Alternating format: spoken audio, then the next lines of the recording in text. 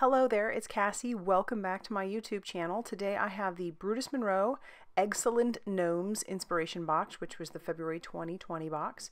And it is no longer available, but if the extra pieces are, I will absolutely have those listed in the description box down below. So let's go ahead and talk about what we're making. This first card is going to be using the stencil that came in the kit. These tiny little stencils are so adorable, and this one is mushrooms. So yeah, I pulled out a piece of the craft cardstock that came in the kit, and I am masking off the top parts of the mushrooms, and then I'm just using my VIVACE beauty brush on the bottom parts of the mushrooms along with some Alabaster pigment ink.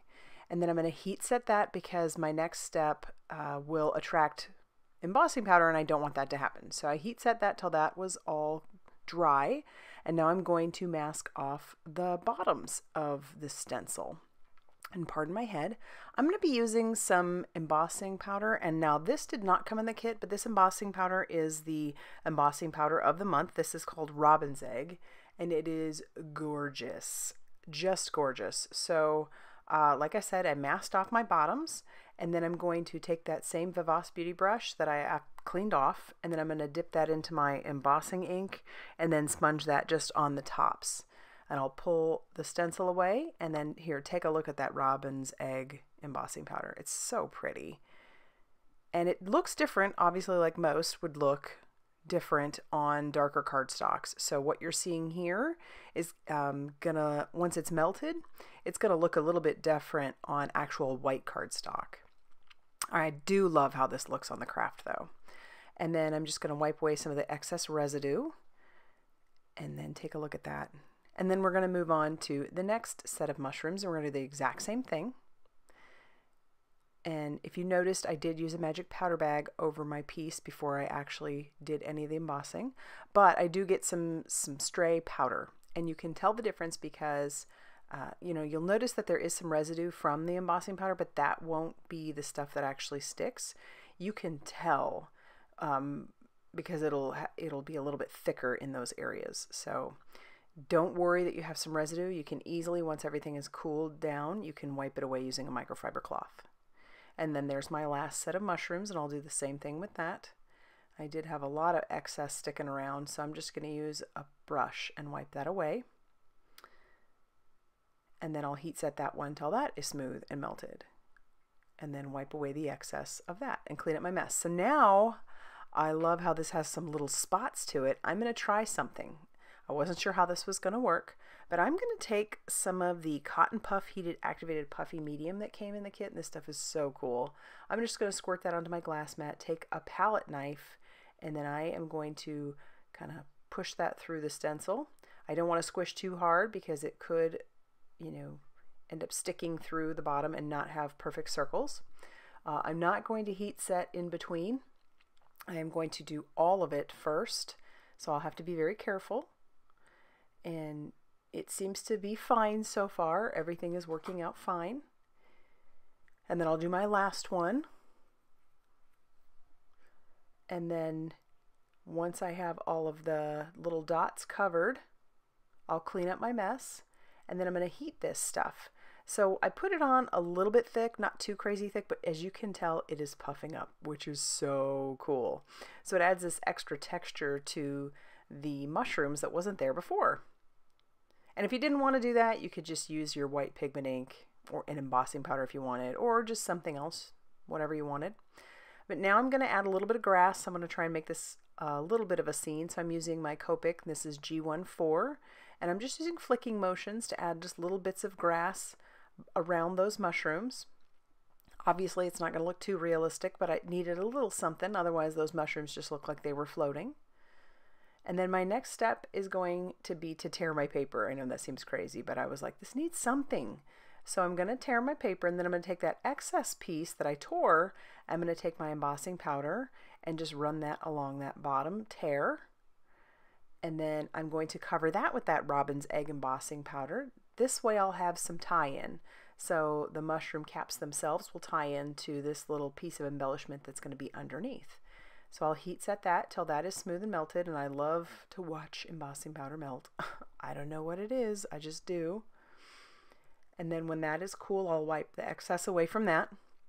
And then I'll just use some Nuvo Deluxe adhesive, and I'm going to adhere this down to my torn piece. And you'll just see it just adds this really cool, just a little something to it. And then I'm going to stamp my sentiment, which is just thank you, and this one comes from the stamp set. And then I will adhere my piece down to my card base. And this is some heavyweight Nachamamas, heavyweight cardstock. That's the 130 pound, which is awesome. I didn't buy more, I found one more piece, but I am going to buy more as soon as budget allows. All right, so there we go. That finishes off card number 1.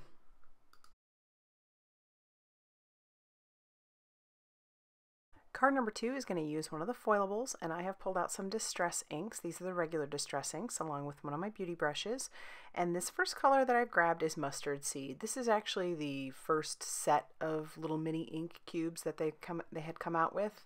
I didn't know that I grabbed them in that order, but that is the case. So that first one is Mustard Seed, and I am going to clean off my brush in between so that I don't get any contamination, but that's why I started with yellow, and then I moved on to this orange, which is the Spiced Marmalade, because I thought if I did have any contamination, it wouldn't be as bad going from yellow to orange to pink, and so on. But I did clean off my brush really well in between. So the next color is Picked Raspberry, and as you can see, I'm sort of going in a rainbow order. So I'll have that pink, orange, yellow, and then that final row of eggs is going to be the peacock feathers. I just love how vibrant these colors are. Originally I thought about going with pastels, but then I was just like, nah, I don't want to do pastels even though these are Easter, I thought it would be fun to have some really vibrant colored eggs. And I end up going really vibrant with some of my other cards as well. So you will see that. So this is kind of the color palette that I mostly stuck with, other than that first card that I made. But this, yeah, I went with brighter colors. This foil that I pulled out is the Brutus Monroe Purple Sketch Foil. It's probably one of my favorites they have in the store. And let me show you how I foil. So if you've never seen me do it before, I put that foil right on top of my panel, and then I stick that in between a piece of, well, in this case, copy paper, or you could use like a lightweight cardstock. And I use my Amazon Basics laminator. And I know this looks like it's going super fast, but this, remember, is sped up 2 times. So it doesn't go that quickly. And before I even look at it or anything, will run it through my laminator 3 to 4 times, depending on how I feel about that foil adhering to the panel. So, like I said, 3 or 4 times, and it all depends. Usually I try to go a little bit safe than sorry, so I'll typically do it about 4 times. You're only going to see it a couple times here, but the magic reveal will happen, and this is, of course, one of my favorite parts. And I peel it away pretty slowly, but you can see that some of that foil stuck in places where it shouldn't have, so I'm just going to use my Nuvo brush over my trash can and wipe away the excess. But isn't that so cool? I just love foiling. It is such a cool thing. It's like magic. But the next thing I'm doing is using some of the yellow cardstock, so I am going to use that as a base.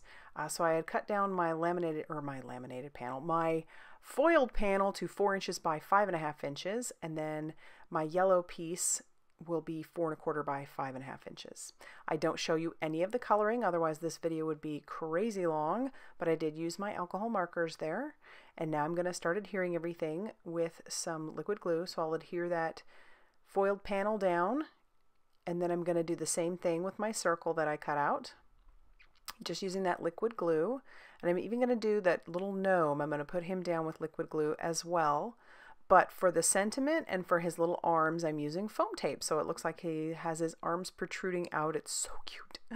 And then the sentiment as well. I thought about making it a little bit wonky, but then I decided that I would just keep it straight. And then I'll adhere that entire panel down to a card base. And that's going to finish off card number 2. I love how shiny it is in the light with that foil.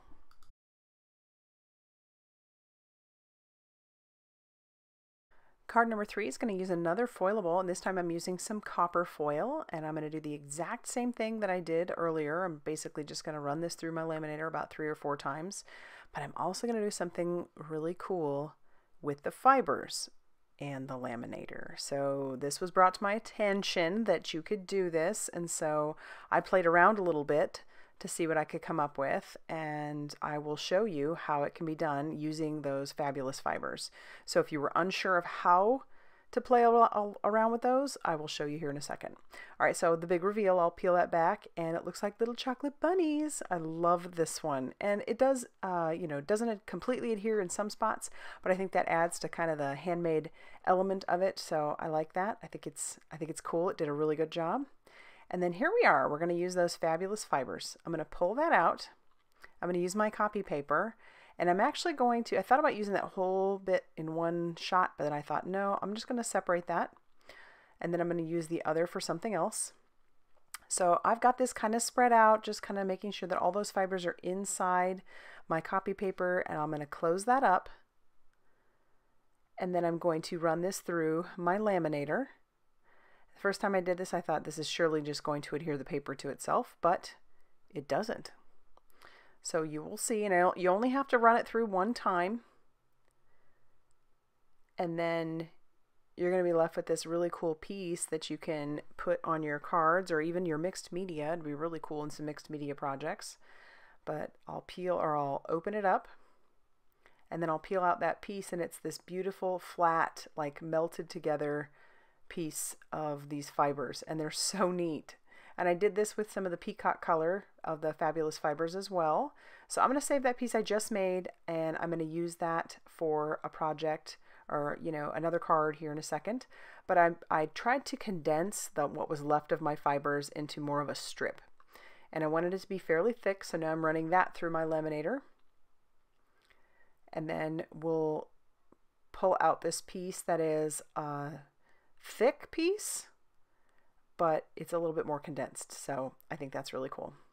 And now what I'm going to do is I'm going to take the embossing folder that came in this kit, and I'm going to, using the directions for my die cutting machine, I'm going to run that through and emboss that piece of those fibers, and take a look at this. This is so, so cool. You have this piece that's like a plastic little piece that you just made, and it's so neat. And I actually like that all the edges are just kind of funky. So we'll start adhering all of our pieces. I did cut and color some eggs and my sentiment, and I'll adhere my panel, my foiled panel, down to some of the cardstock that came in the kit. And then I'm just going to use that liquid glue. You could probably use like an adhesive spray as well, but I'm just going to use a little bit of that and tack it down. And I do have some hanging over the edges, but I'm not concerned about that. I'm going to cut that away, which is easy enough to do. Just using your regular scissors, you can easily cut that stuff and manipulate it to be whatever size you really want it to be. I bet you could even die cut this stuff too. So if you'd made a big enough portion of it, you could probably run it through and use a die cut on it. That'd be cool. I put some foam tape on the back of my sentiment, and I'll peel off that release paper and I'll stick that down.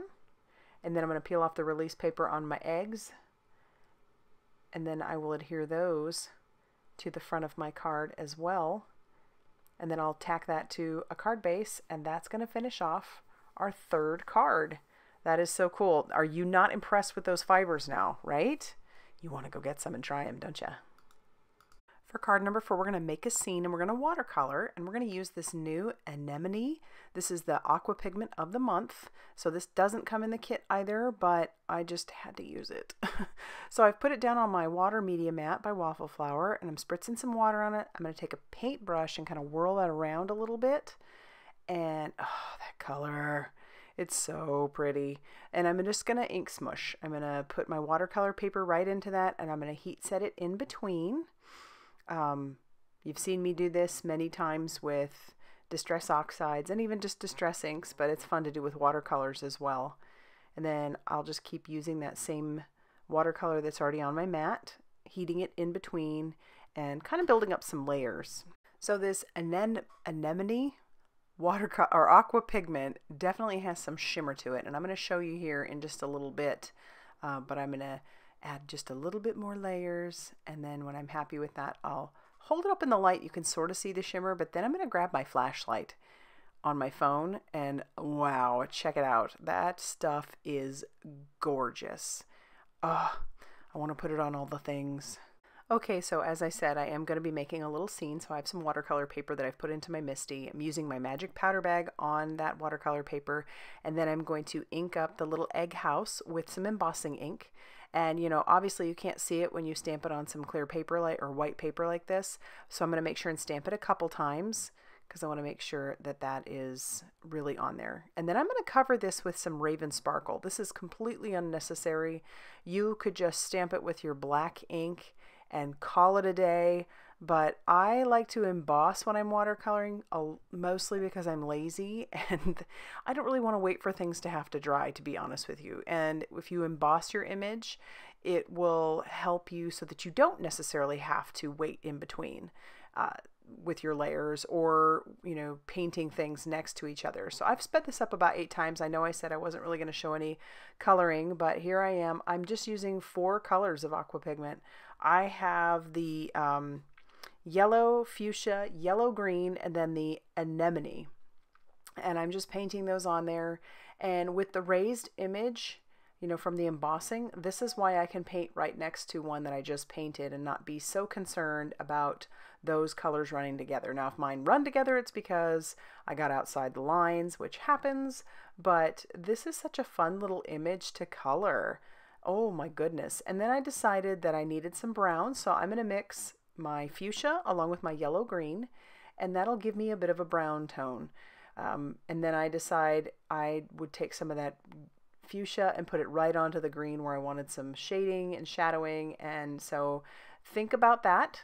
If you only have a few colors, you can absolutely add, you know, make a brown, make a gray, whatever, and just kind of, or make mud, and then you have a color that you can add some shading and shadowing to. So that is kind of fun. I really like how this one turned out.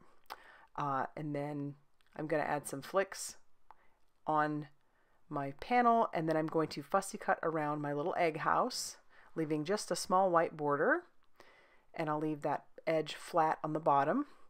I did cover the back of that with some foam tape, and now I'm going to take the puffy stuff. Oh my goodness, this cotton puff is awesome, and I've discovered why not use it for clouds. I thought that would be so fun on my background because why not, right? And I like that it's kind of splotchy and you can see some of the blue through. I didn't want this to be perfect because I didn't want it to be too puffed up. I'm going to hold up my house against my scene and decide that I want to add a few little clouds that look like they're coming from behind the house as well. And yeah, it squirted right on my piece, but you know what? You don't have to worry about that. You can wipe it right off and you don't have to be concerned that you've ruined your piece. Normally, yeah, I would have to try to find a way to cover something like that up, but it worked out fine. And then I'm going to heat set that until those are kind of puffing up, which is so cool. I love the way this looks in the end. And my camera did die on me because I guess I just had it on too long. So you're going to see that I had already stamped my sentiment onto some Raven cardstock with some embossing ink, and then I embossed that with some alabaster embossing powder. And then I'll just take the foam adhesive, the release paper right off of those and stick those down along with my egg house. And then I'll adhere this to some of that pattern paper that came in the kit. And then I'll adhere that down to a card base. And so that will actually end up finishing off our card. I really love how this one turned out. I didn't even, you know, sometimes I sketch out and I have a plan, but this one was not a part of any plan, and I like how this one was. This one was great. So there's card number 4. Before we get into card number 5, I wanted to show you how I pick out my embossing powders and how I have them swatched out. I just have this in a Simple Stories book. It's a binder with just the sheets that go in with it. And these are my Brutus Monroe embossing powders. I have them by manufacturer. And I like to do them on dark cardstock, and I like to do them on white cardstock so that it's easy for me to pick out. For this project, I pick out the Alabaster Sparkle and the Crisp Leaves. But that is one way that it's very helpful for me to be able to see what I have and pick it from there. I'm using some Heffy Doodle tape, and I am going to basically do some masking. Any masking paper that you have will do. Post-it tape will probably work as well. I just wanted something a little bit thicker. I am going to take my embossing ink and put that right on to my laser cut. I just could not resist using this darling little mushroom home. So I'm just squishing my ink pad right onto there. And then I'm going to cover the bottom part with the Alabaster Sparkle embossing powders. clearly I am in love with the Brutus Monroe embossing powders. They're incredible. And so I like to have, like I said, all mine swatched out, and I like to use them. And these laser cuts work really well with the embossing powders. You could also sponge on them. Your Distress Oxides will definitely look a different color, and your Distress Inks will definitely look a different color as well, just simply because of the craft nature of a laser cut. And then I'll take that other piece of the mask, I definitely wanted to save that, and I'll do the same thing with the top of the mushroom. And this time I'm going to cover it with the crisp leaves. So this is like a very dark orange. Can you believe I don't really have a red embossing powder? It's crazy, right? If I could have all of the Brutus Monroe embossing powders, I sure as heck would. So yeah, I'm just going to heat set that till that is smooth and melted, and you could, you know, distress the edges if you wanted to, but isn't that so cute? You just took this laser cut and you totally altered it. I'm going to do something kind of fun here. I saw Catherine Kelly do this on her her YouTube channel, and so I'll link her down below so you can go check out her channel. But I just splattered water all over that, and now I'm taking that robin's egg embossing powder and just covering the spots that I made. It's crazy to think that it would just stick to the water, but it does. And then you're going to heat that, and then wherever it melts, it's going to stick to the paper. So you get this really cool splatter effect with embossing powder. And I just think that's so neat. So Catherine does a lot with Brutus Monroe products. So like I said, I'll link her page down below, or her channel, so you can check her out, because you'll want to see what she's been doing with Brutus Monroe products as well. And then I'll just heat that till all those little splatters are melted. And I just love how this looks. It's so cool. I want to do it all the time. And then we'll get ready to start doing some assembly. Now, this is the piece that I had made earlier. I'm just going to tack it down with some of my liquid adhesive, not minding that it's sticking off the edges. And I'm going to tack down my pieces as well. So I put my sentiment down with liquid adhesive. I missed that part on the video. And then I tack down my little mushroom home, and then I'm going to tack down my gnome that I had colored earlier. All that just with some liquid glue, and then I'll cut off all of the excess fibers along with the excess piece from the laser cut. And then we'll get ready to adhere this to a card base. And I'm going to stick it up in more of the upper right hand corner so that there will be a border on the bottom and on the left. Sometimes it's fun to just kind of jazz it up that way. And then that's going to finish off our 5th card. Super fun. And I do have a bonus card for you. I'll show you. I just used one of the foilables, but I didn't foil it. I colored it with my Copic markers and then put some of the sequins down on it and adhered that to a card base. But let's go ahead and take a look at all the cards that I made today. I would love to know which one was your favorite, if you did in fact have one.